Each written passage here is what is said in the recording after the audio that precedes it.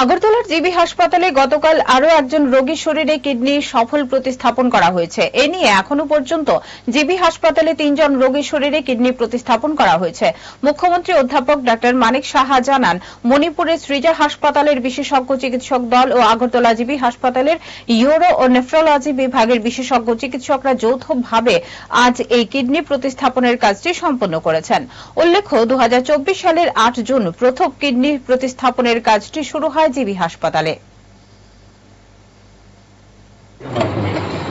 আমি তো অত্যন্ত খুশি, একের পর এক তিনটা অত্যন্ত খুশি এই কারণে আজকে ডক্টরস ডের আগের দিনে এই রোগটা, এবং যিনি দিয়েছেন উনিও সুস্থ আছেন এবং যিনি পেয়েছেন রেসিপিয়েন্ট উনিও সুস্থ আছেন, এবং আমাদের জন্য একটা বিরাট বিষয়।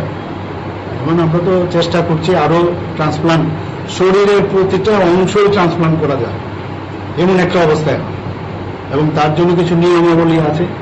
আমরা লিভার ট্রান্সপ্লান্টের কথা আগে বলেছি, সেগুলো যাতে আগামী দিন আমরা করতে পারি। বোন মেরো ট্রান্সপ্লান্ট, এগুলো কথায় কথায় মানুষ বাইরে যেত, আমরা ত্রিপুরাতে চেষ্টা করছি যাতে এগুলো করা যায়।